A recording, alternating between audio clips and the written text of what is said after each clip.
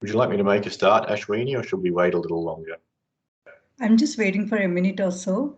No problem. Thank you. Sure. Thank you, David.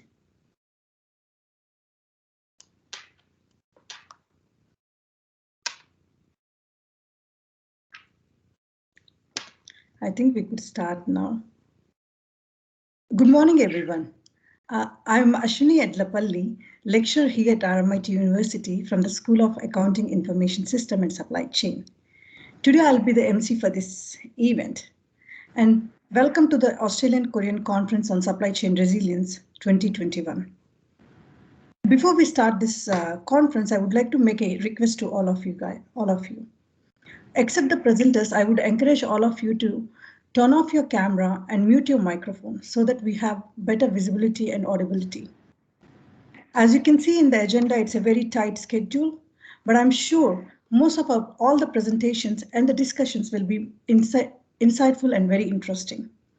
To start this conference, I would like to invite Professor David Smith, Dean of School of Accounting Information System and Supply Chains, to offer some opening remarks and acknowledge our country.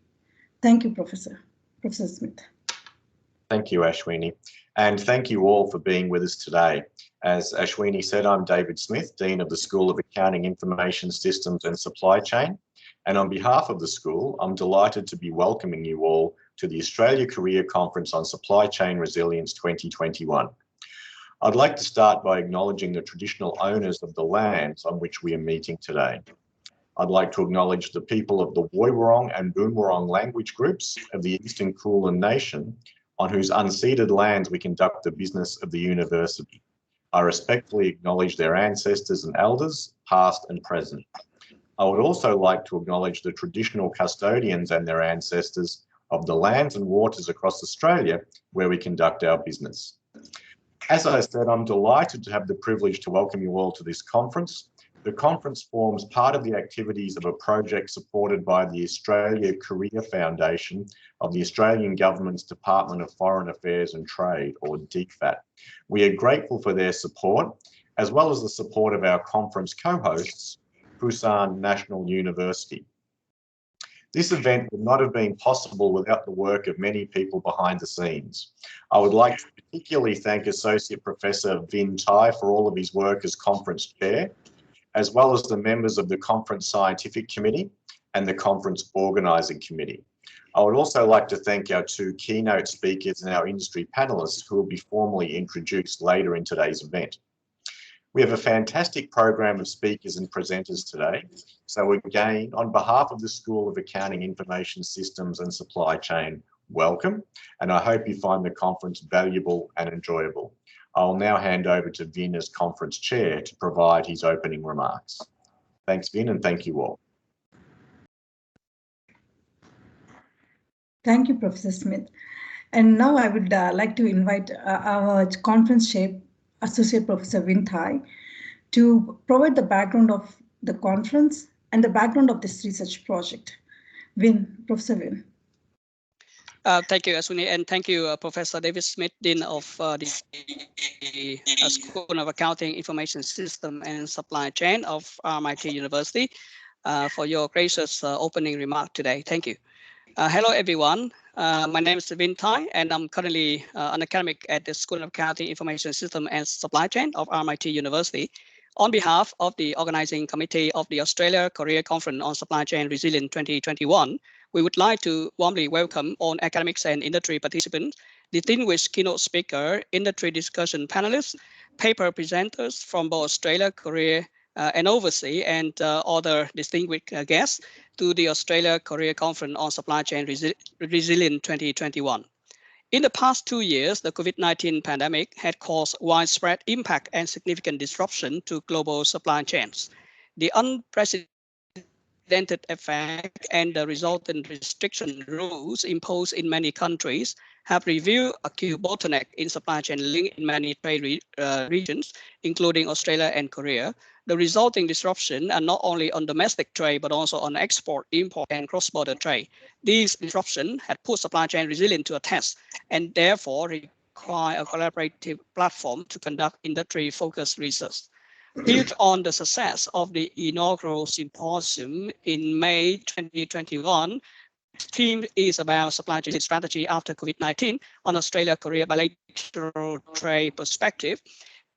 Today's conference is also part of the activities of a project supported by the Australia-Korea Foundation of the Australian Government's Department of Foreign Affairs and Trade, or DFAT, which aim to develop and sustain a joint supply chain resilient research capability platform, leveraging on the existing collaborative relationship between RMIT University, Busan National University, and Korea Association of Shipping and Logistics.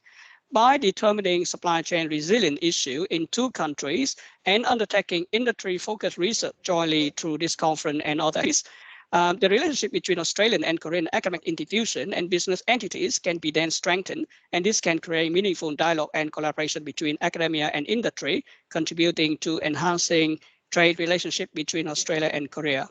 On this note, we would like to formally acknowledge the support, and we are very thankful for the generous support from the Australia-Korea Foundation of the Australian Government Department of Foreign Affairs and Trade, as well as from the School of Accounting, Information System and Supply Chain, College of Business and Law, RMIT University, together with Busan National University.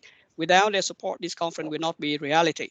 I noticed in this conference today, there is a presence of a colleague from the Australia-Korea Foundation of DFAT, of the Department of Foreign Affairs and Trade.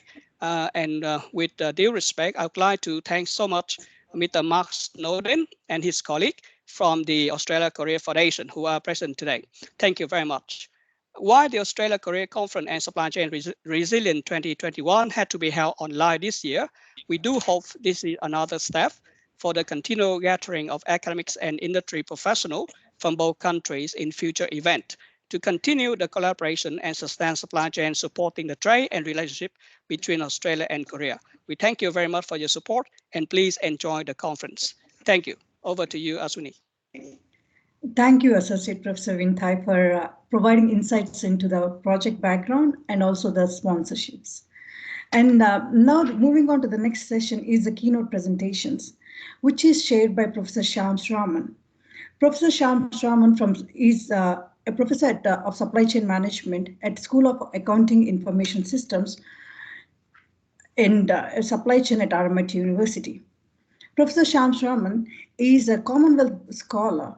He is frequently invited to do the presentations for both industry partners and also for academics throughout the world.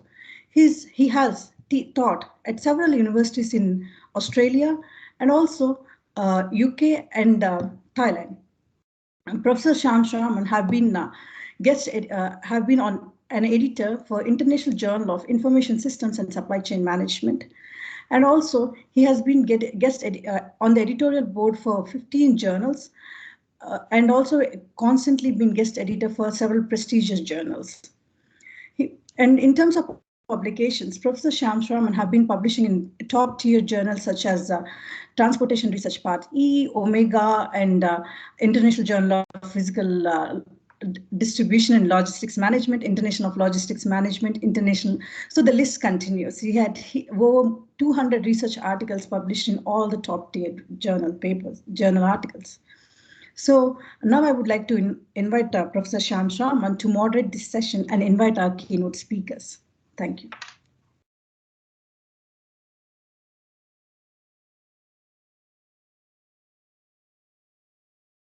Shyam, you're on mute. Sorry.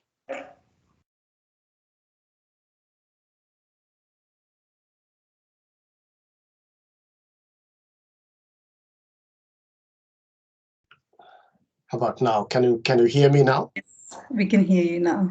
Okay. So, thank you, Ashwini. Good morning, everyone. Welcome to the keynote presentation session.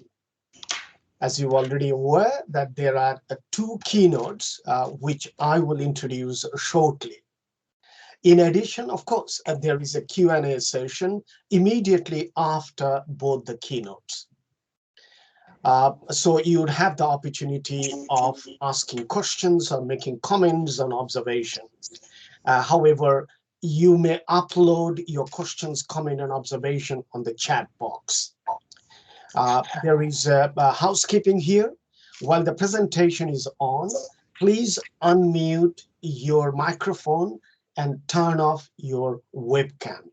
Thank you. Our first keynote is on the role of logistics service providers in COVID-19 pandemic. And this is going to be delivered by Dr. Yu Byung-ryong. I hope I have pronounced the name correctly. Dr. Yu is a director of MaxSpeed, one of the major logistics companies in the Republic of Korea. Over the past 20 years, he has specialized in global logistics tasks and functions, including sea freight, air freight, sea and air service, triangle, transshipment, warehousing, project logistics, and total logistics services. Dr. Yu received his PhD from Korea Maritime and Ocean University. With that little note, over to you, Dr. Yu.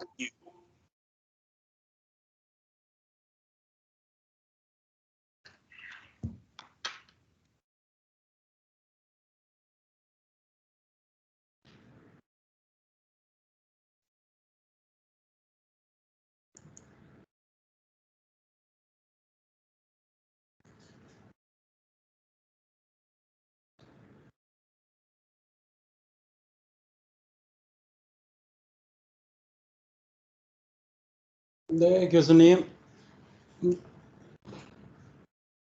네네네. 예, 거기 가만있어봐. 지금 들어왔는데 파워포인트를 들어가려면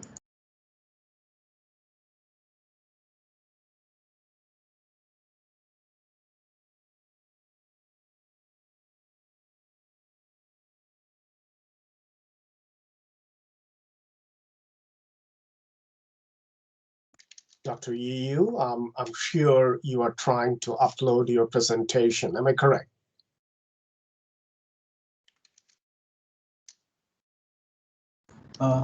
wait a moment. I shared the information. Right, okay, thank you.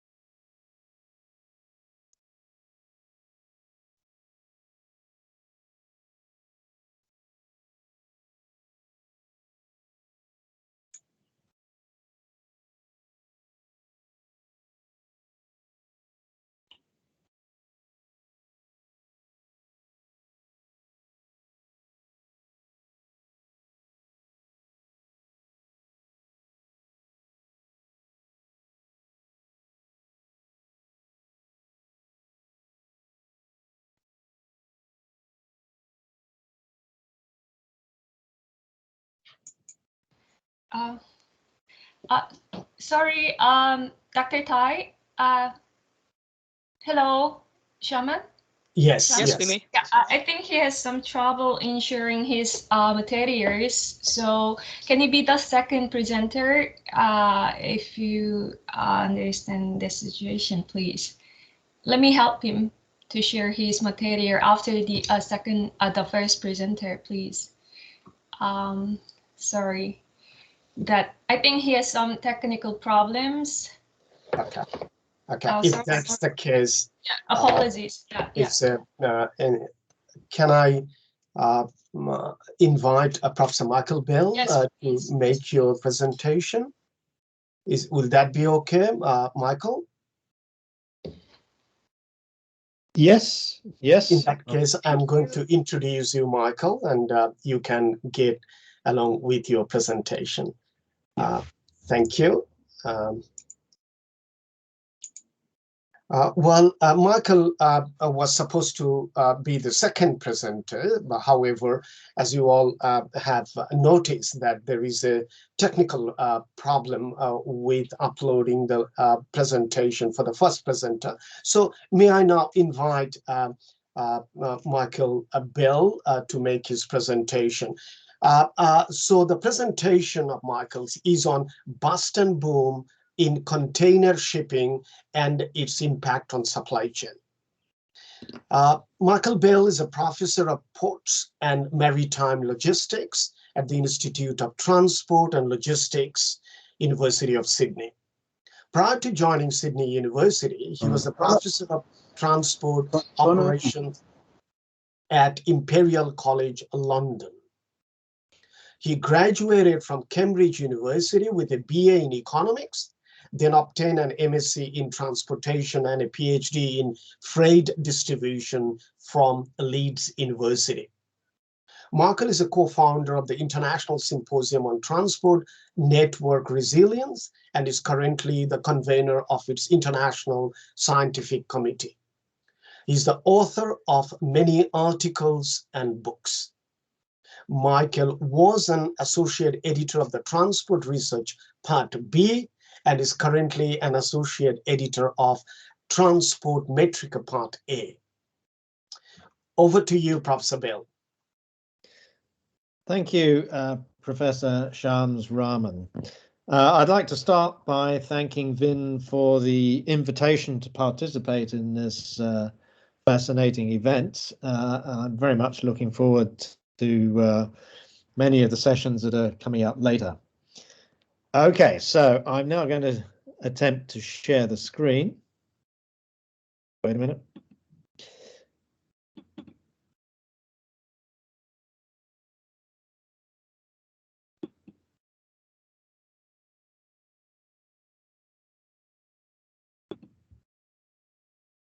Just a minute.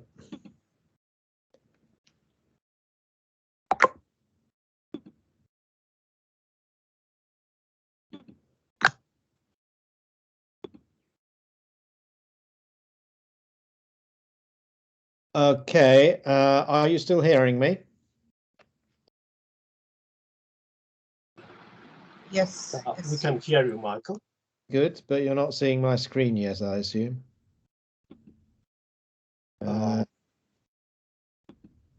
I think you need to click on your presentation, which is on the left corner, because you have got three, I presume you have got three screen open, three documents, and one which is on the far left is your presentation. It looks like so. Okay, so it's on screen 2, according to what I've got here. So if I click on that, I'm not used to, I do everything in Zoom, so I'm not used to. You got the screen correct, Michael. Right, so if I now display, just let me go there, screen 2.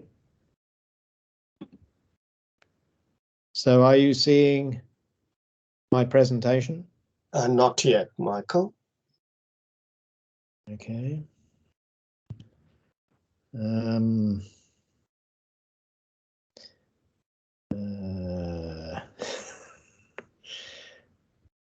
Okay, so open share tray, screen 2. Professor Bell, if I may interrupt you for a minute, you can alternatively do share content. If you go to share content, there is two things. One is share screen and the other one is Windows.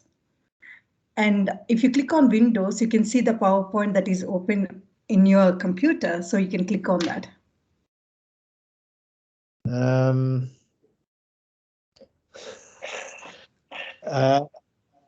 Share screen and share window. If you go to Windows. Share. Like I say.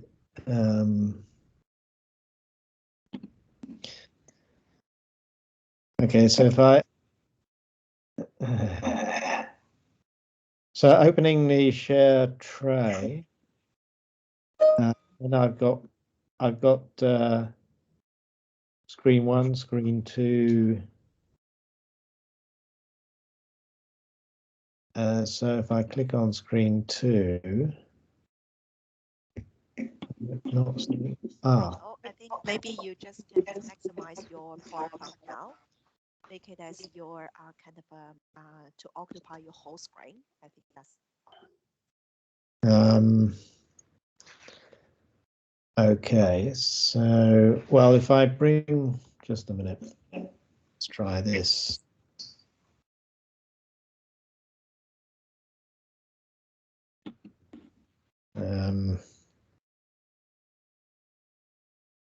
I have to do it on screen 2 because otherwise I can't see. I know what I can do. It's probably better to shut down all the things you have except the PowerPoint. Then you can miss it. Michael, you can send your PowerPoint to Ashwini or No. and then Ashwini will share for you, and you just say next.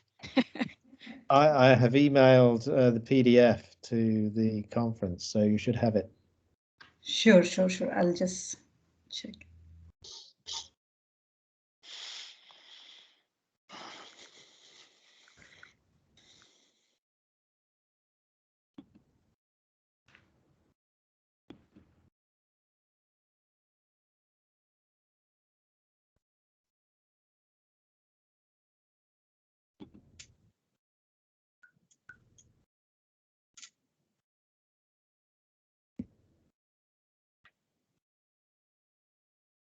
So you're not seeing my screen. We can see the slides. You can see the slides now? Yes. You just make it full screen, right? Yeah, that's it. Okay, there we go. Yep. Can you see the whole slide now? This is coming from the previous, the first presenter. Yeah, I can see the first presenter. I think Dr. EU, would you mind unshare your presentation? Yes. Yes, I think he has done it now. So are you sharing, Ashwini, the presentation? Yes, we are about to, Razal is about to share the presentation. Yes, we got the presentation now. Michael, it's on the screen now. Is it? Good. So you can see the title slide, which says Bust and Boom in Container Shipping. Is that right? Yes, that's correct. Yeah. And if I go to the next slide, can you see the next slide? Yes. Right. Okay. So, sorry for the delay in starting this presentation. As I say, I'm much more used to Zoom. Teams is not something we use here. Anyway, thanks to Vin again for the invitation to hold this keynote address. What I want to talk about is the fascinating effects that the pandemic have had on international container shipping. The work that I'm reporting has largely been done by the second co-author on the slide, Zi Wang, and another co-author involved in this work is Dr. Shengda Zhu. Okay, so are you now seeing the structure slide? Professor. Tell me what you can see. You can see the structure. Yep, good. So I'm controlling the slides. Excellent. So basically what I want to start off by doing is looking at the timeline for shipping market movements starting at the beginning of 2020. So that before 2020, we were in a pre-pandemic state and not relevant for this analysis. So things really started to happen in 2020. And as I've as I'll say later, basically 2020 neatly divides into two halves. The focus of what I'm going to be talking about is the Trans-Pacific trade lane. Of course, that's not the only trade lane. There are others, but I think it's a very interesting one, and a lot of the impact of the pandemic on container shipping that we've observed on that trade lane also applies to other trade lanes. So the aim of this project that I'm reporting is to better understand shipping market phenomena, starting, as I say, in 2020 and continuing up to now. And the methodology was to start to collect a lot of data. And here I must really thank Wang Ze, who spent a lot of time collecting data and doing the analysis. The analysis, as I'll go on to say, really fell into three parts. The first part was looking at correlations in the time series data that we could assemble. Second part was doing a regression analysis to explore in more detail relationships between selected variables. And then the final and more interesting part of the analysis was basically using the system dynamics tool. And for this, we used Vensim, basically to construct a causal map of market interactions. I'll then present some conclusions. Basically, I think what we have achieved is a better understanding of what happened in shipping, container shipping markets. And then I want to discuss, look to the future, and basically put forward some hypotheses about what will happen next. Okay, are you seeing my next slide, headed introduction? Yes. Yes, good, excellent. Everything's working. Okay, so 2020 really was, as the expression goes, a game of two halves. So we started off with bust, basically with the lockdown starting in March. Shipping was in a bad way, in the sense that it looked like the demand for container shipping would fall, and indeed it did initially fall. And so it was all doom and gloom. Then in the second half of 2020, there was a bounce back, and it really was a super bounce back in container shipping. And it's really the bounce back that's caused the massive disruptions in global supply chains. It's the bounce back that's caused the congestion. And the congestion has really been a vicious circle, so it's fed on itself. So I'm going to talk about that, and I'm going to talk about the search for greater resilience in supply chains and how we might get out of the current state of affairs. Everyone, I'm sure, is aware of the fact that container shipping lines are now making massive profits. It's never been a more profitable industry, and that's really on the back of supply chains which have slowed down a lot. So it's really an open question, I think, as to whether container shipping is now an example of a dysfunctional market. Anyway, what we are seeing is because of these profits, extensive vertical and horizontal integration in the industry. So the largest container shipping lines like Maersk are busy investing in container terminals and also in logistics service providers. And we've also seen a horizontal integration between shipping lines, as exemplified now by the 3 mega alliances that we have. So whether this is actually a solution to anything, I really don't know, because it's potentially just going to increase the dysfunctionality. I mean, it's clearly going to be good for profits for these shipping lines that are now, as I say, vertically integrating and horizontally integrating. But whether it's good for cargo owners and the global economy is another question entirely. And then I'm going to end by just commenting on what we're seeing now, which is a surge in orders for new container carriers.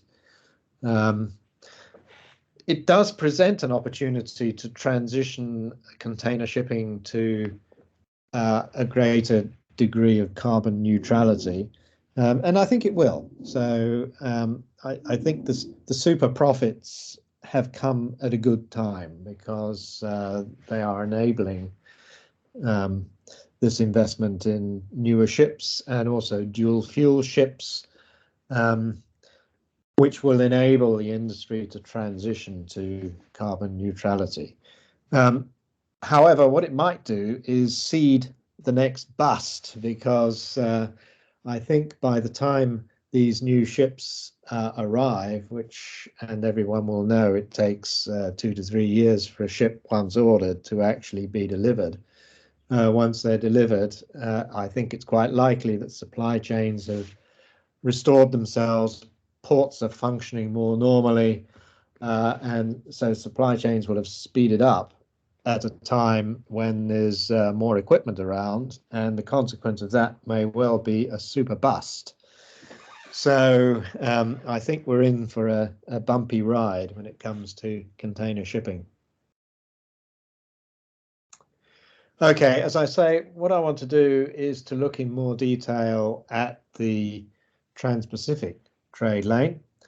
And so what you see on the right-hand side of this diagram is what's happened to US retail sales over a 10-year, well, just over a 10-year period, so starting January 2010. So you can see they've gone up in a fairly linear way. And then in the first half of 2020, we see this big drop. And then as we move into the second half of 2020, we see the recovery, and it's grown into a super recovery. So if you look at US retail sales, they're now way above the trend line. So it's been a super bounce back. Exploring this, I mean, you can understand various reasons why this has happened. So during the lockdowns, of course, we had people or consumers unable to travel, unable to indulge in leisure activities. A lot of service activities have not been able to function properly. So we've had this pent-up demand not being met by services, so spilling over into basically the consumption or purchase of containerized products. And this has been basically accelerated by hoarding. As supply chains have become less reliable, of course, people buy more ahead. So we end up with not only buying what you need, but buying more than what you need in anticipation of problems. So there's been an element of hoarding. And all of this, of course, has been fueled by a very loose monetary policies. So money supply has expanded not only in the US, but around the world. So enabling essentially this super boom to take place. Okay, so that's what's happened to demand. If we now look at the supply side, of course, there has been a lot of disruption. So we've had large numbers of workers at various stages being infected with COVID, isolating or socially distancing. And we've had that, of course, has led to issues in ports. So ports have been less productive than they normally would be. There's been a lot of publicity about what's happened on US West Coast ports, but perhaps less in the headlines is what's been happening to ports in China, which have been undergoing periodic suspensions due to typhoons and infections. So it's not just the US ports that are not functioning well, it's also Chinese ports have not been functioning that well either. And then, of course, we've had other issues like the blockage of the Suez Canal, although that won't impact on the trans-Pacific trades.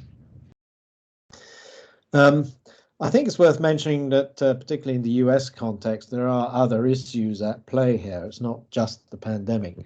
So, for example, there's been a demographic issue with truck drivers. So truck drivers have been aging and not being replaced at the rate that one would need to see in order to retain the same capacity in the industry. So there's been a shortage of truck drivers. And then in the US also, there have been issues with an aging and rail infrastructure that's not in perfect condition. So the causes of port congestion, or really of reduced port productivity, are a combination of the pandemic and other factors. But I think it's a testimony to the efficiency of supply chains before the pandemic that it doesn't take much of a reduction in port productivity to cause enormous problems. And so in a nutshell, and I think basically the supply chain problems that we've been observing are more a function of what's been going on in ports than what's going on in shipping.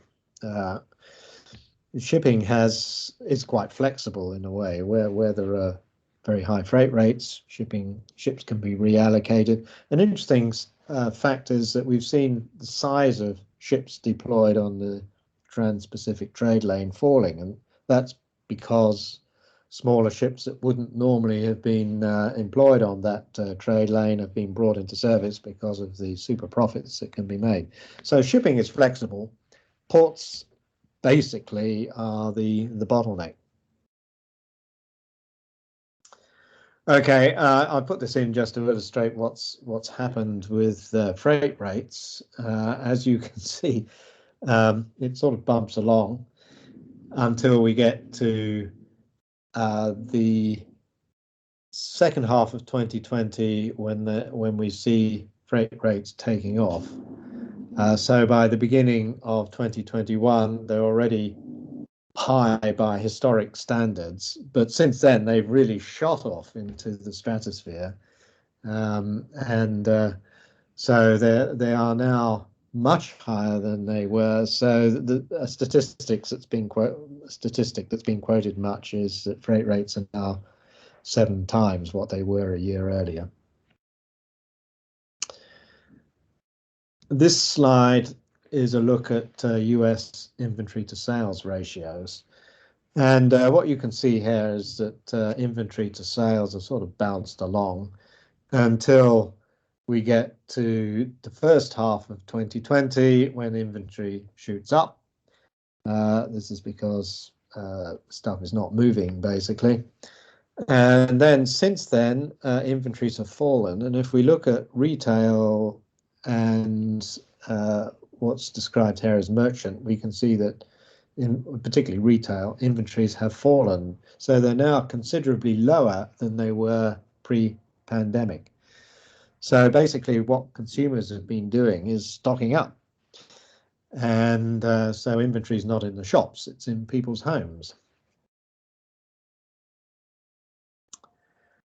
Okay. So in this project, what we wanted to do was really to better understand the dynamics behind these market phenomena. And as I say, the period that we looked at starts in 2020 and extends to more or less to date. So we collected a lot of data, like charter rates, freight rates, ship values, US empty container exports, full container imports, retail inventories data, and data on port dwell times, which was the measure we used for port operating efficiency. Collected a lot of data, looked at how these different time series correlated with each other, but of course that doesn't give you any indication of causality. A correlation is not a causality. So in order to establish causalities, we really need to set up hypotheses of what causes what. And so we built essentially a system, a map of causal relationships in the Vensim system dynamics model in order to try to replicate market movements over the period of interest.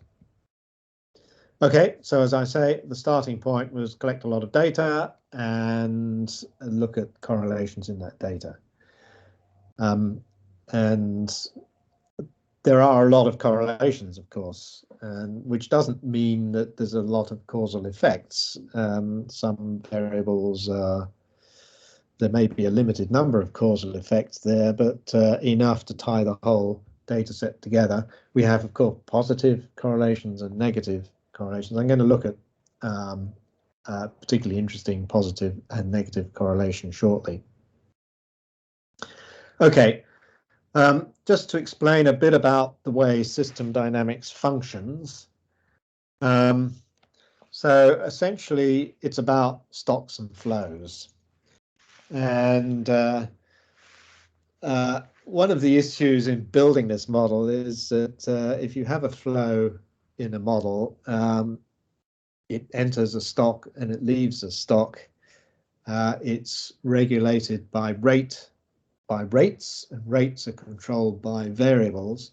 But what goes into a stock has to be the same as what comes out of a stock in terms of its units, which has been a bit tricky in terms of looking at what happens to containers. So, I mean, in terms of the US or in terms of China, you know, you've got full containers coming in, and then you've got the container being empty, and it becomes an empty container and it goes out. But in this model, you have to model apples going in with apples coming out and pears going in with pears coming out.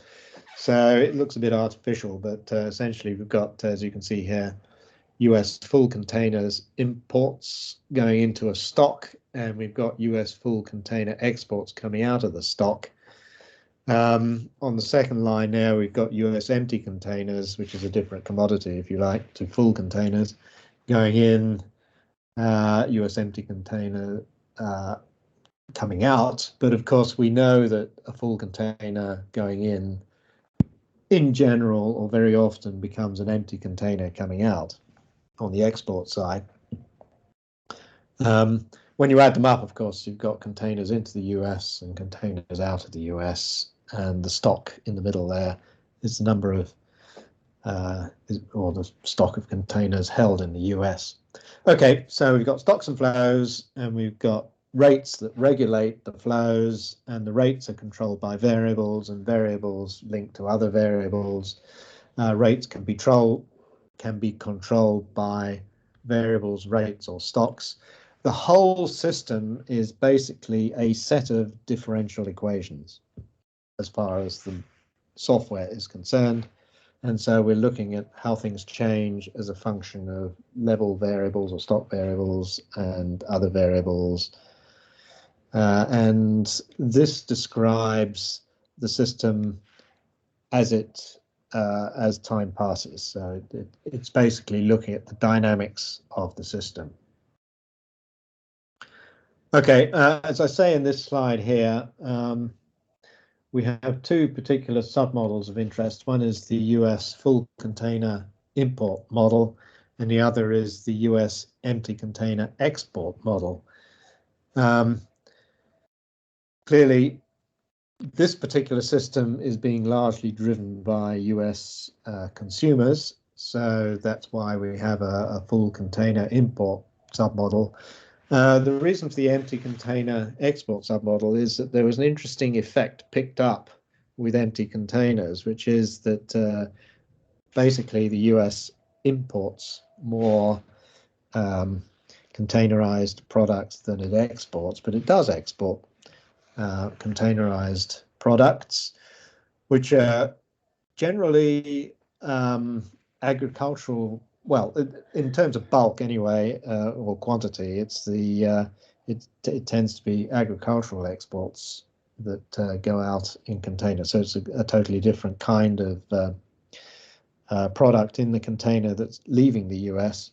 But the point I want to make is that a phenomenon that was picked up was that full containers were entering the US, and then having been emptied, rather than being made available to a US exporter, they were being rushed back to China, and the reason being that the freight rate out of China was very high, and high enough to make it not profitable to make the container available to a US exporter. And I'll go into more detail about that.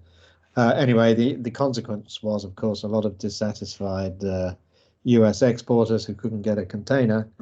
Given the nature of what's exported from the US, agricultural products, for example, do have a choice. So a choice in the sense that you could either export them in containers or you could export them in bulk carriers.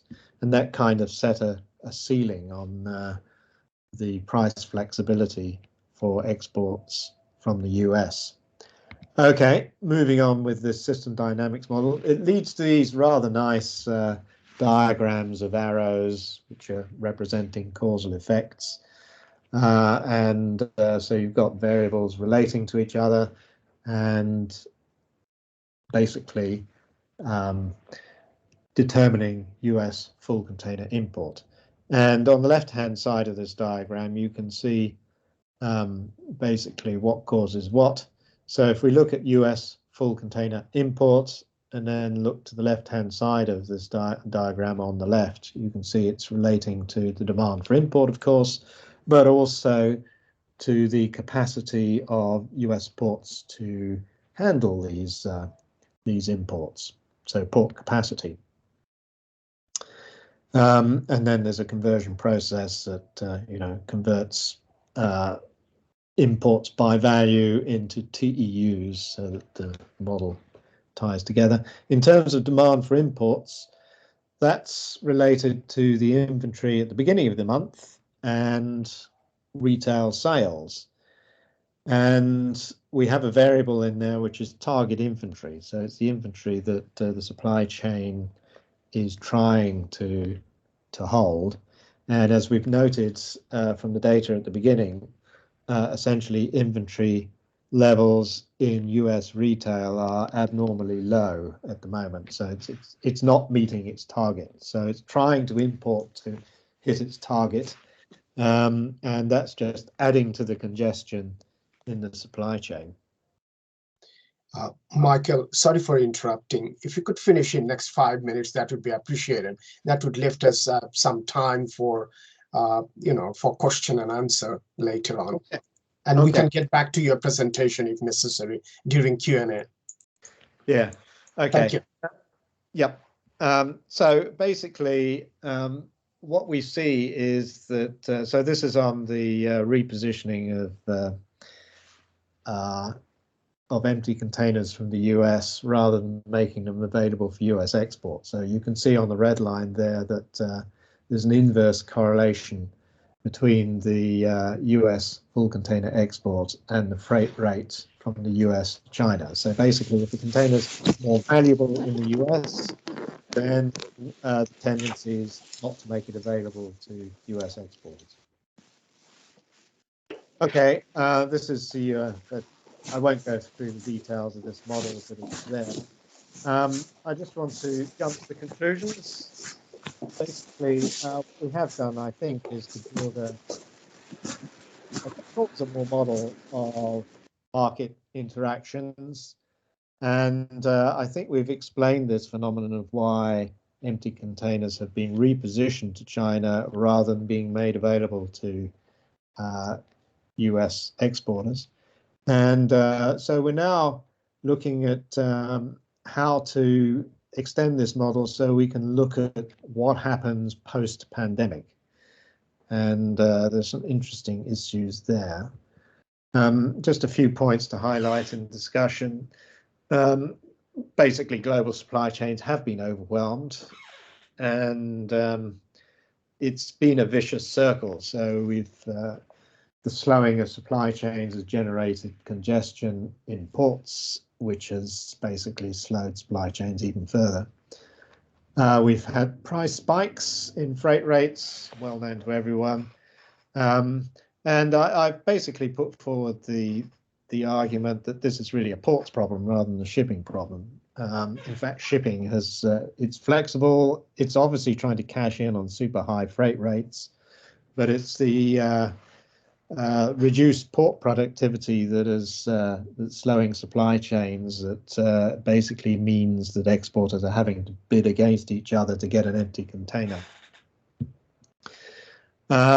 I put forward the idea that once port capacity recovers, it's, I think, quite plausible that we're going to be back in a bust context, because we've got a surge of new ships coming along, and that they will arrive at about the time, I suspect, that we'll be entering into a more stable post-pandemic economic environment. So my big hopes, anyway, so shipping's super profitable at the moment, and that raises issues of market dysfunctionality. But my big hope is that with the super profits that shipping lines are currently making, they will use this opportunity to transition to more carbon neutral forms of propulsion. And I think they are doing that. So that's the optimistic note. The super profits are helping shipping become more carbon neutral. Okay, I'll stop at that point. Thank you, Michael. But definitely we'll come back to if there are questions with respect to the modeling, the system dynamics modeling, and the results will come back to you during the question time after the second presentation, Michael. Sure, thanks. Thank you. With that, could I now invite our the second presentation, which was supposed to be the first one. Without spending much time, I just read out the title of the keynote presentation, which is, just to remind you all, which is the role of logistics service providers in the COVID-19 pandemic. And this is now would be presented by Dr. Yu Byung-ryong. Over to you, Dr. Yu.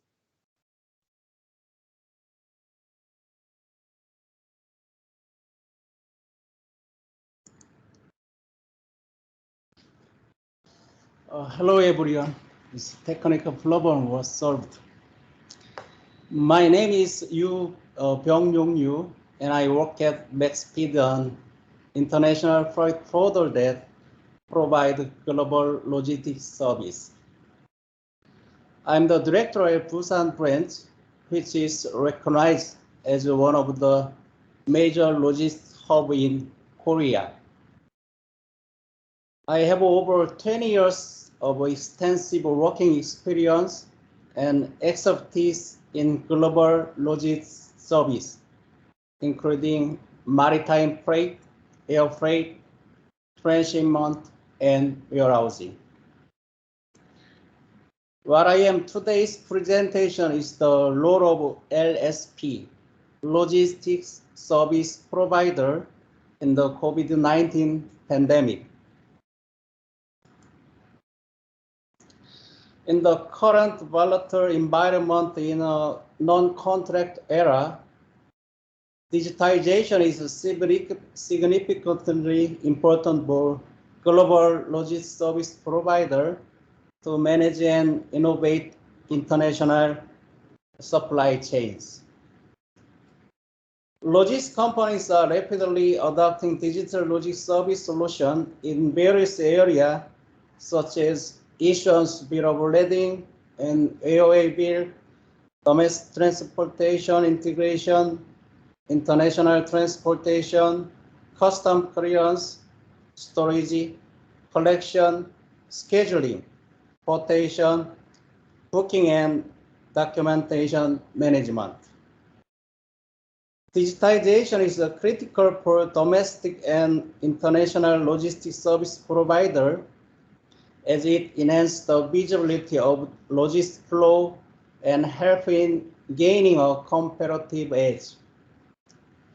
In this presentation, I will cover the importance of logistics service provider adopting digital technology.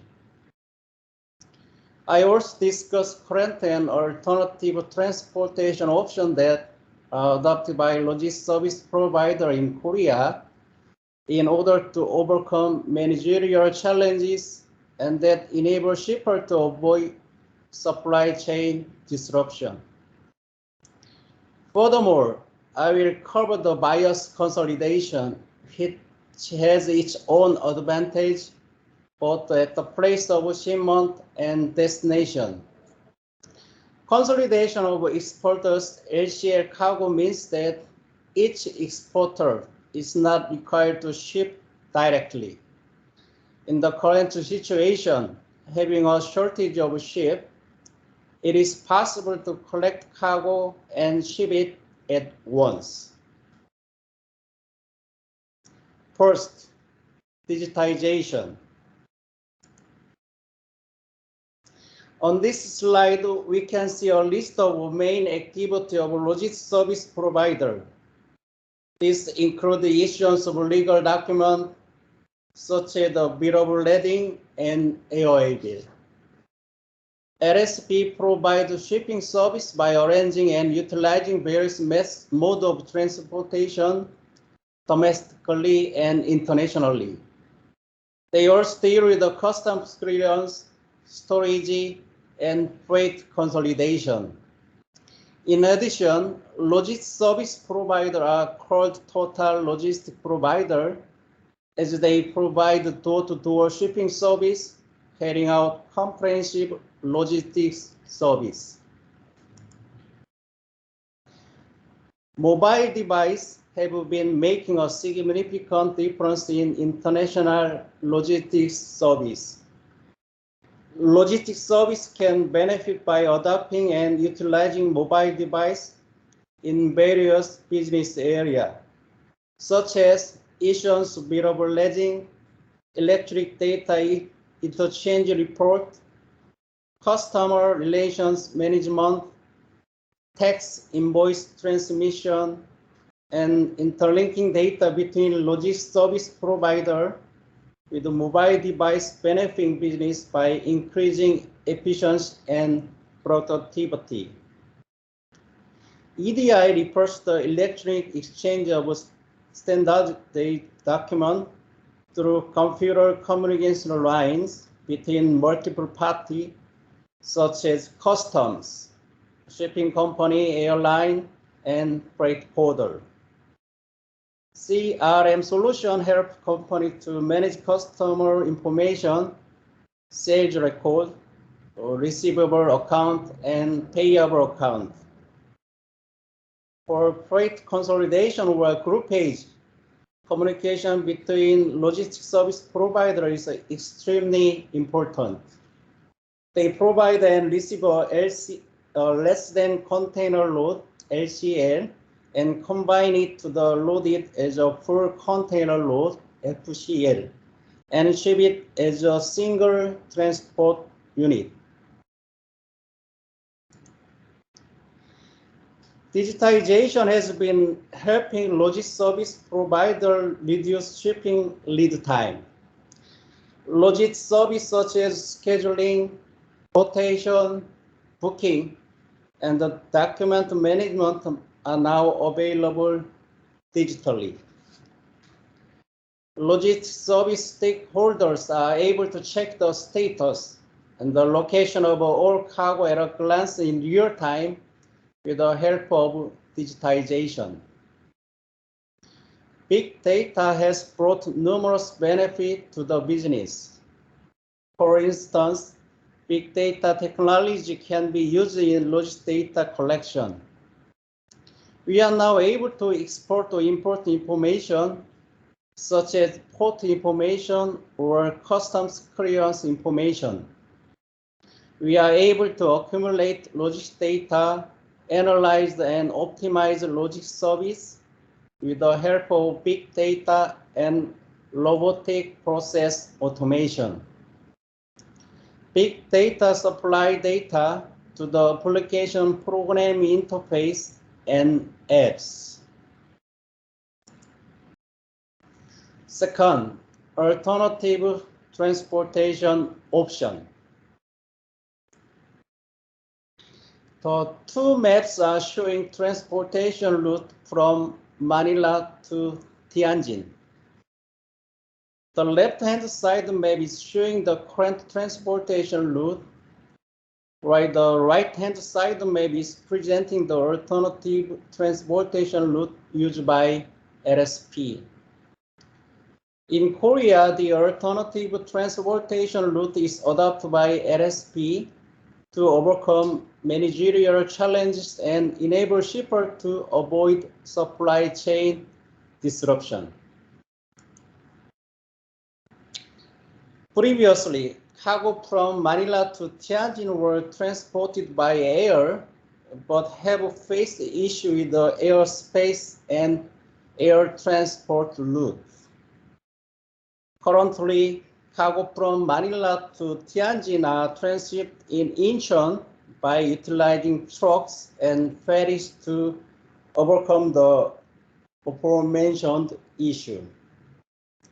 Manila to Philippines to Incheon, Korea by air transportation, Incheon Airport to Incheon Seaport by inland transportation, Incheon, Korea to Tianjin, China by sea transportation.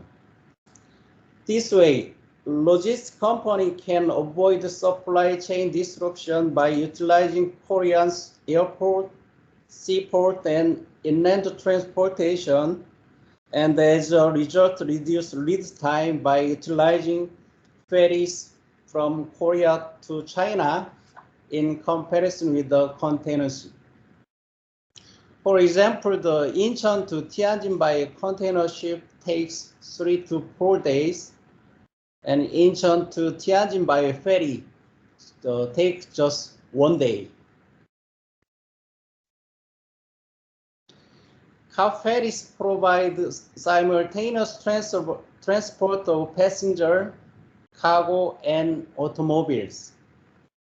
Car ferry enables just-in-time delivery to small and urgent cargo, and it says berthing priority over the ships in case of port congestion. The two maps are showing the transportation route from Tianjin to Manila. As presented previously, the left-hand side map is showing the current transportation route, while the right-hand side map is presenting the alternative transportation route used by LSP. Previously, cargo from Tianjin to Manila were transported by sea, but had issue with the maritime space and maritime transport schedule.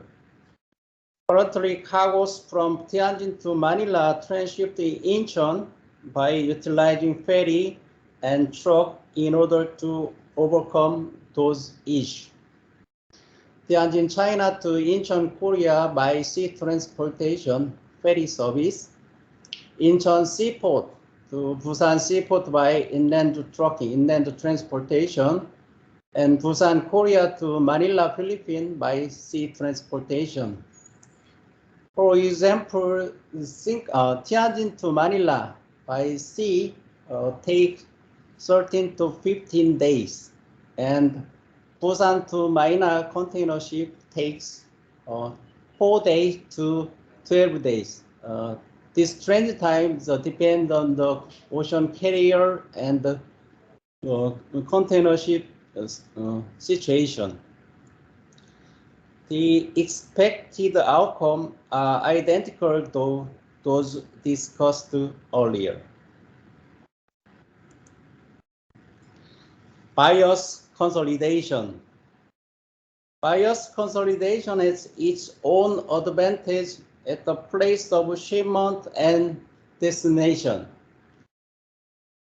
Consolidation of the export Asia cargo means that exporter do not have to ship directly. In the current situation of shortage in the ship, it is possible to collect and combine cargo and ship it all at once. At shipping site, the process reduced inland transportation cost by having each exporter carry out multiple shipments at once through a designated contract with CFS, a container freight station. Since the entire cargo is negotiated, it is possible to reduce cost by lowering storage fee. The process also has the advantage that each exporter can transfer cargo to CFS by specifying the inventory function without owning a separate storage place. Consolidation is a service that collects less than container load, LCL, and combines the cargo into a full container load, FCL. Port consolidation is a service that transports cargo only to the destination port, while multi-consolidation is a service dividing cargo at the destination port and delivering it to each importer. The purpose of consolidation is to facilitate the shipment of the LCL, reduce costs such as freight cost, incidental cost, and warehouse charge, and to facilitate unloading and transportation for that cargo. There are two types of consolidation: product consolidation and buyer's consolidation. Here we are presented with the consolidation process in picture. The empty container is loaded with the cargo combined from LCL to make up one FCL unit. And in the next slide here is the diagram of product consolidation. This is a process of collecting cargo from multiple exporters at a container freight station, CFS, uniting them into FCL, chartering a ship from a shipping company and transporting them to the destination port, dividing them at the CFS of destination port and delivering them to each importer. Here, the bill of lading issued by the shipping company to the freight forwarder is called the master bill of lading, and the bill of lading issued by the freight forwarder to the exporter is called house bill of lading. Buyer's consolidation is a process that consists of multiple exporter and one buyer.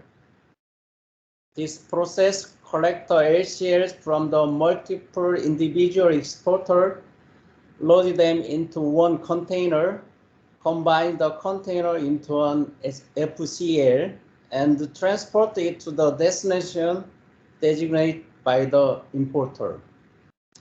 In this process, export customs clearance is handled by one exporter.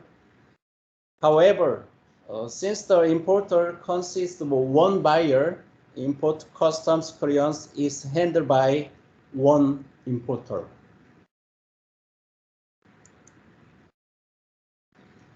Buyer's consolidation has its own advantage at the place of shipment and destination. Consolidation of export LCL cargo means that each exporter does not have to ship directly. In the current situation of the ship shortage, it is possible to collect and combine cargo and ship it all at once. At the shipping site, this process reduced inland transportation cost by having each exporter carry out multiple shipments at once through a designated contract with the CFS. Since the entire cargo is negotiated, it is possible to reduce cost by lowering storage fee. The process also has the advantage of enabling each export to transfer cargo to CFS by specifying the inventory function without owning a separate storage place. At the destination, this process has the advantage of securing the stability of cargo by directing delivery per container without debating them and reducing transportation costs through a shortened transportation time and combined transportation.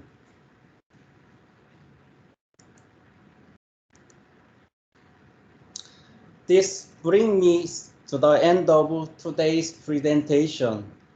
Please find my contact information here and invite you to contact me if you have any question about what we have discussed today. Thank you so much for your time. Thank you very much, Dr. Yu, for your wonderful presentation. Thank you. The floor is open now. It seems that we are on time, and we have plenty of time for Q&A now. And so, if necessary, we can go back to Michael's or Buong Ryong's presentation once again, if the questions are related to the presentation directly. I think there are a few questions to start with from Michael. There is one question is from Vin Tai, and that is, have you observed the spike in freight rates for the Australian-Korean route, and what could be the causes for this? If so, is it because of the port congestion or some other factors? Michael. Thank you, Vin, for that question. I've not specifically looked at the Australian-Korean freight rates, but I would expect the spike in freight rates seen on other trade lanes to be mirrored, because basically what we know is that shipping is fairly flexible, and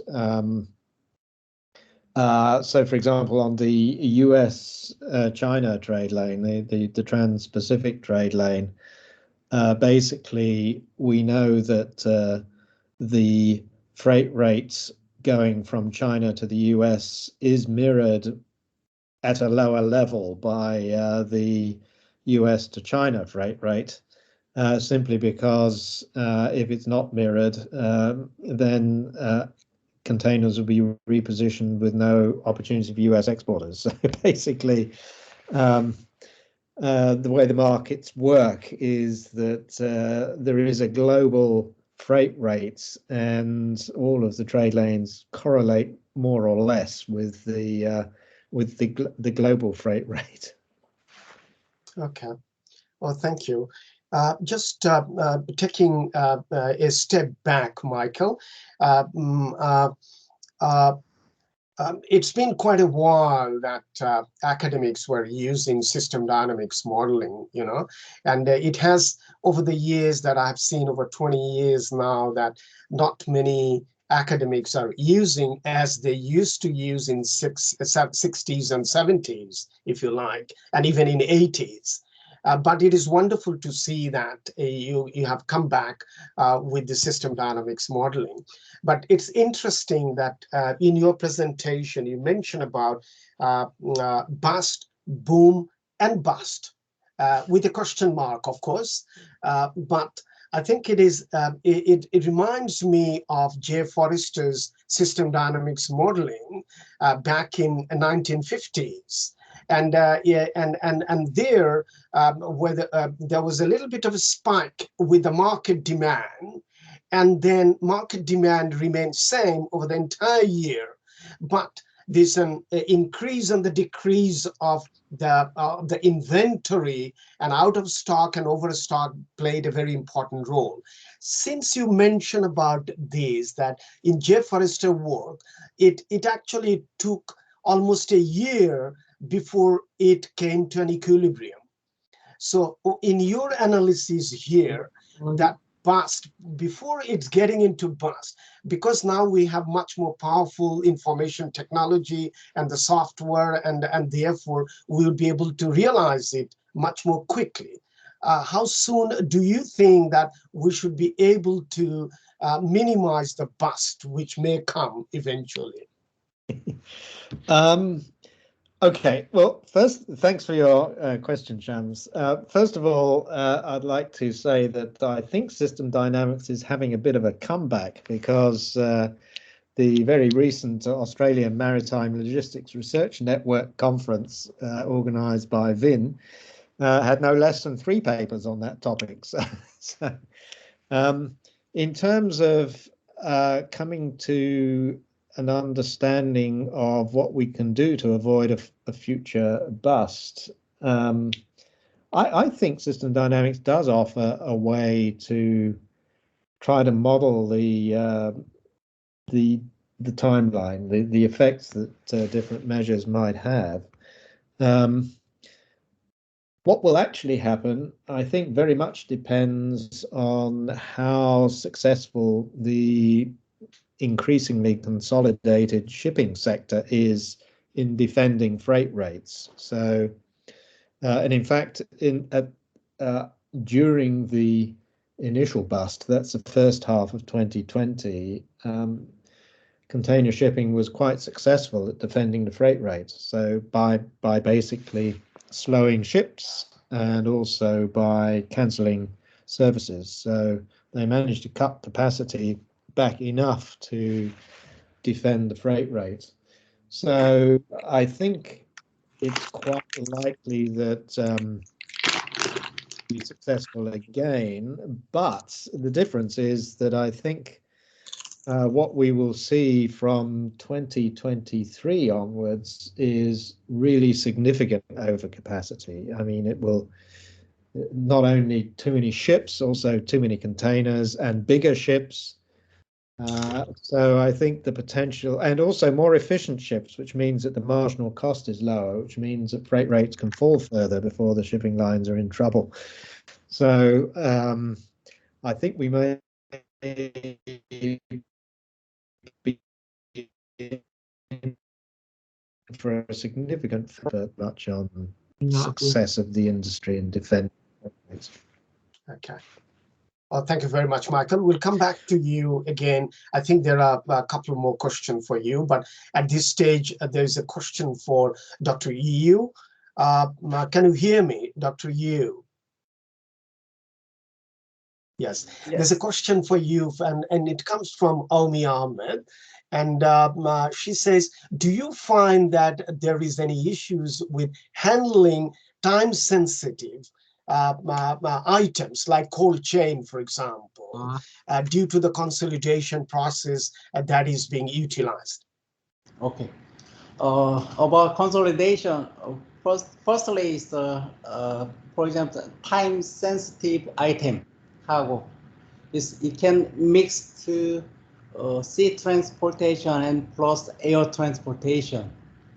For example, from Korea to West Coast in North America by sea transportation, and then depending the container at West Coast in the North America, then moving by air to the destination is time sensitive. And also another option is using the Korean seaport network. For example, Korea to China and Korea to Japan have a ferry shipment. So the ferry shipment means that substitute the air transportation. So the mixing ferry and sea plus air transportation is good for the time sensitive cargo. And consolidation about the cold chain.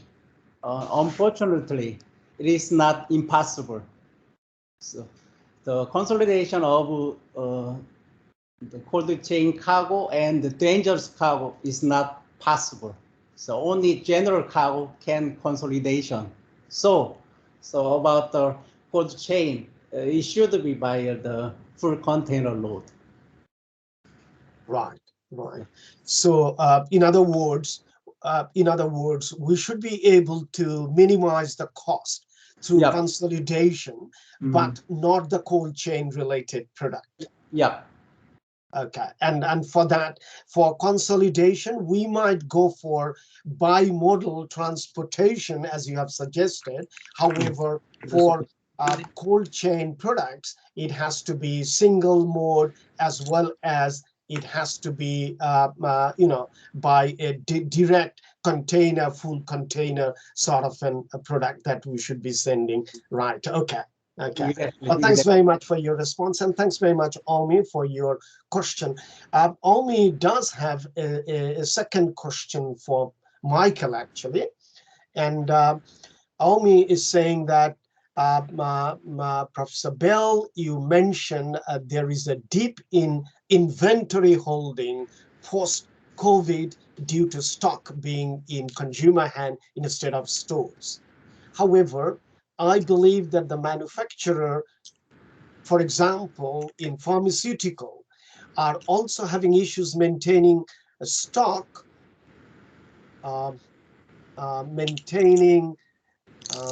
stock level due to shortage of the raw material. In regards to the other industry, do you believe that would also be the case?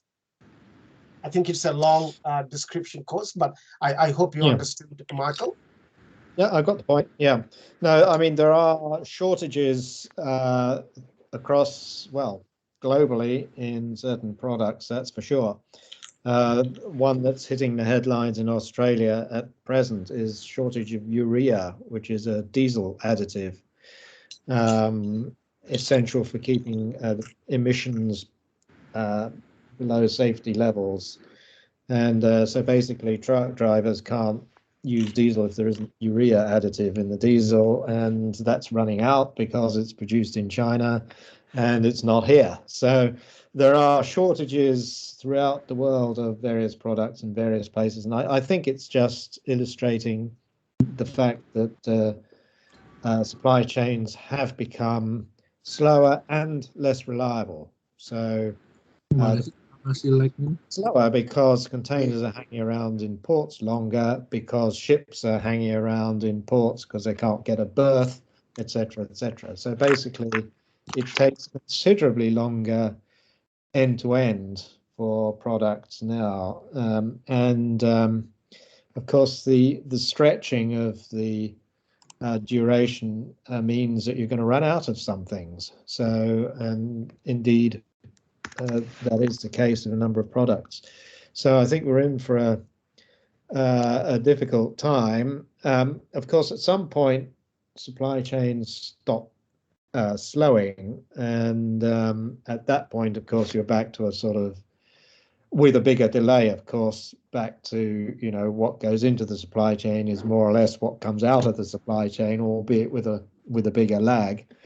I think we might be getting towards that situation, but before we get there, of course, things will start to run out.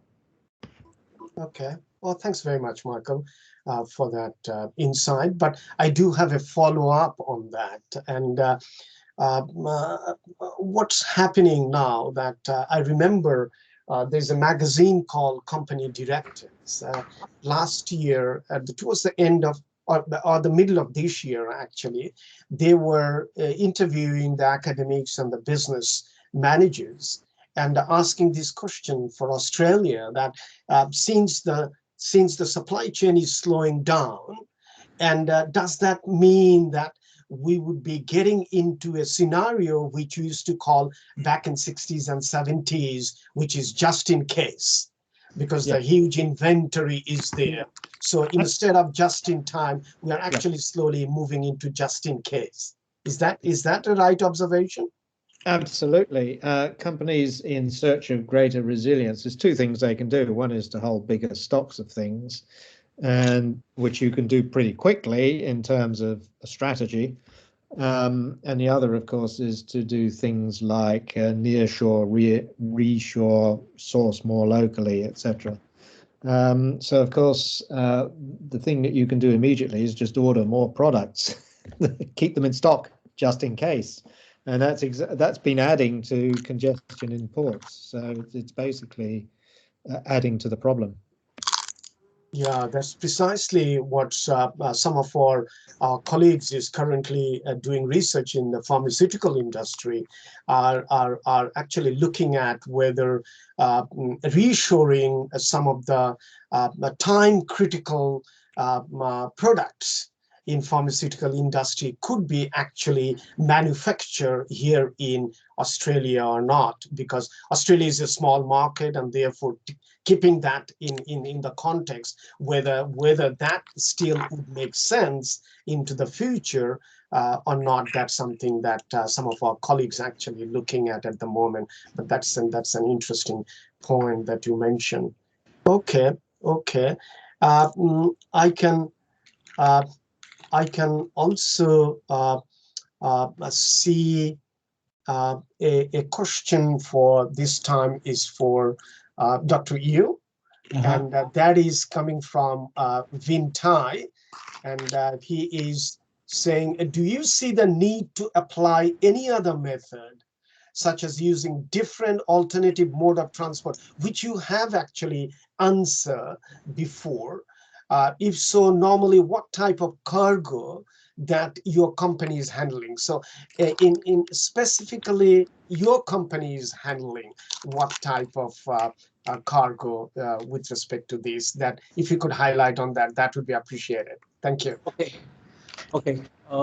First, for example, from Korea to Europe also have a very problem is maritime space and the schedule. So we are changing. We are finding the new alternative route.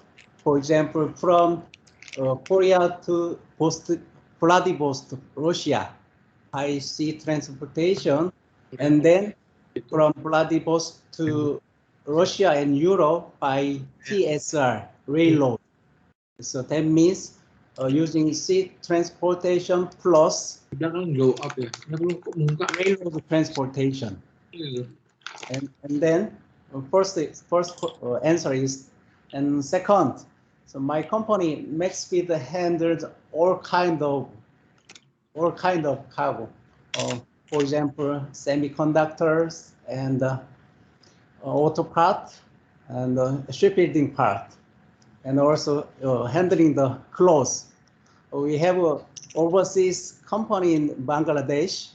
You know, Bangladesh is very famous for the clothes.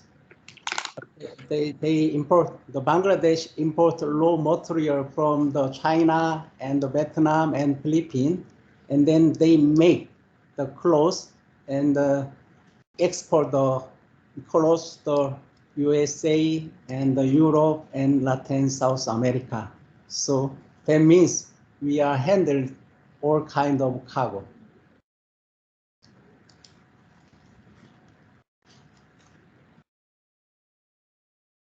Professor Raman, we can't hear you.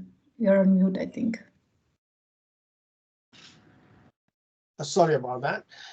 So what I was referring to, since you mentioned that from Korea, from China, by cargo, it could go up to Vladivostok, which is part of Russia, and then taking from there Trans-Siberian Railway to other parts of Asia and Europe, and that's what you're saying. But over the last 10 years, we also see that Russians are actually trying to build the route by, this Baltic Ocean and others, this route, by breaking the icebergs over there. And that would minimize the distance from between Europe and Vladivostok, coming to Korea, Japan, and this east coast of China by almost 1/3 the distance, and the fuel uses and the cost would come down. Do you see that is also an alternative route? It's just alternative, just alternative. You know, the shipping vessel, container vessels is scales of economy, right?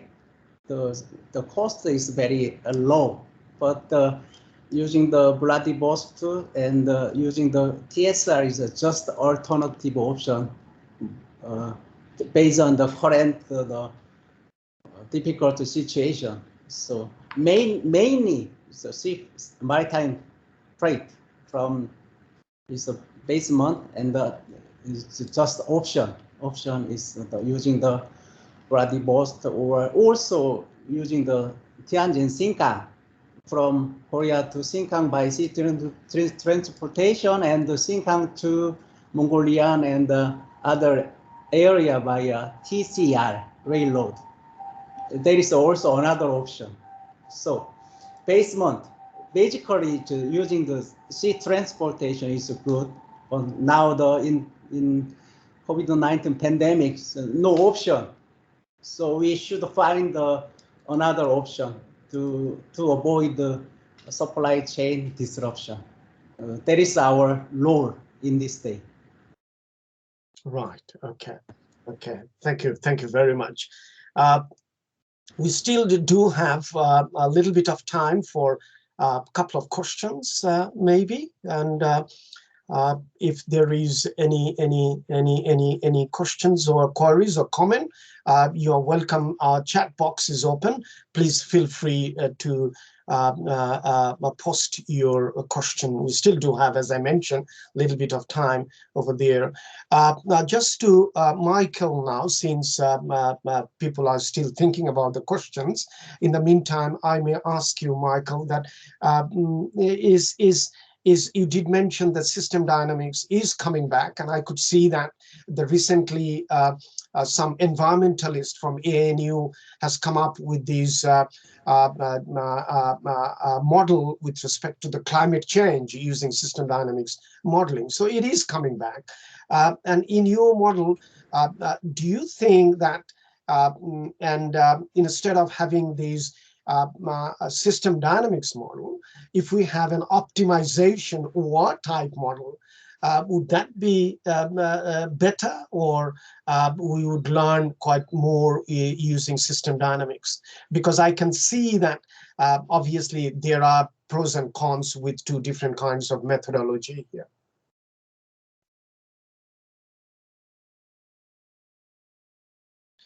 You are mute, Michael. Good point.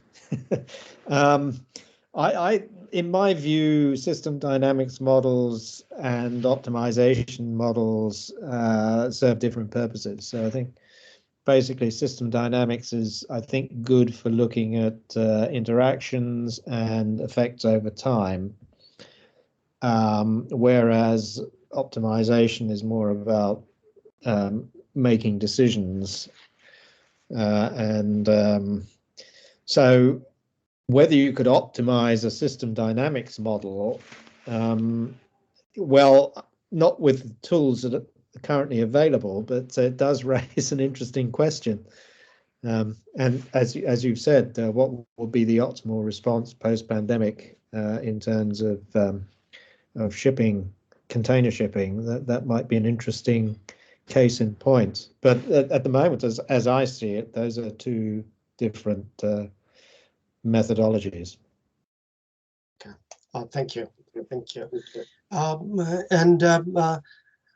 Dr. Yu, your strength in that we have seen that consolidation is the way to go for logistic services, the providers.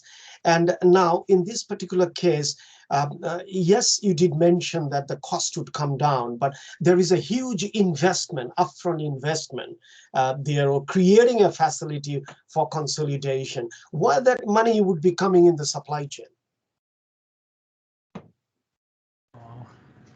Pardon, I cannot understand exactly.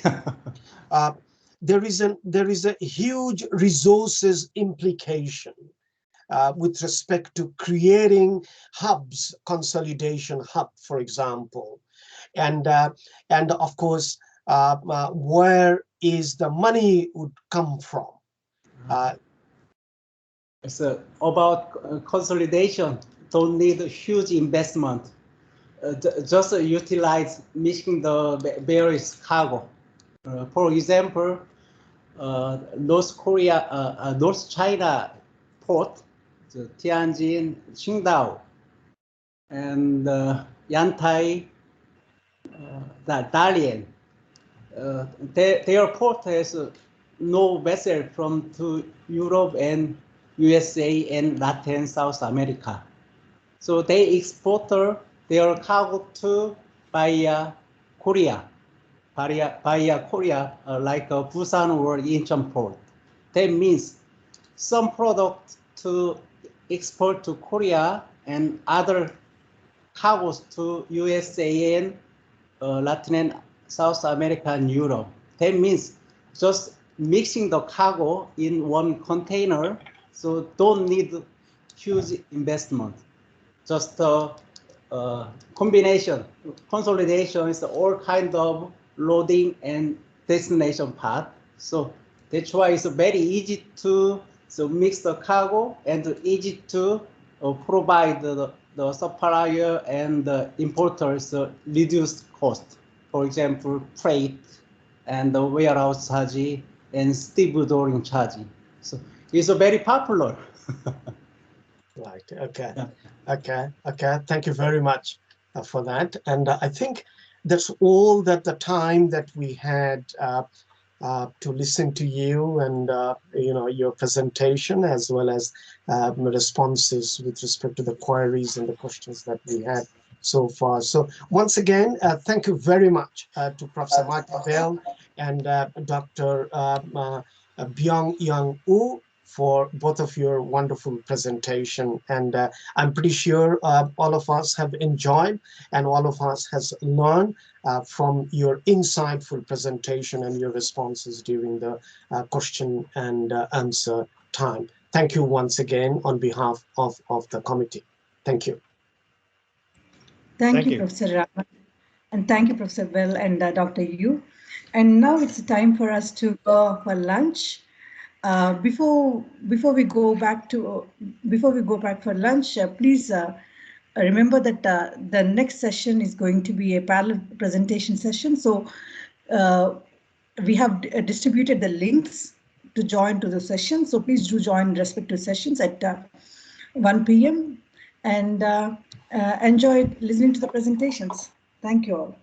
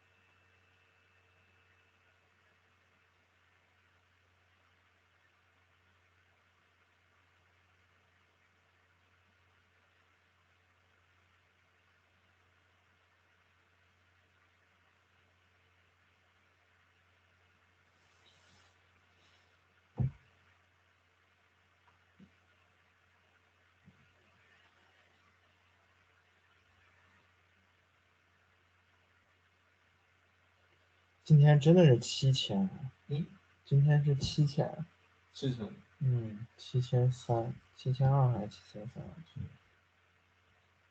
我去，破万分分钟啊，7100。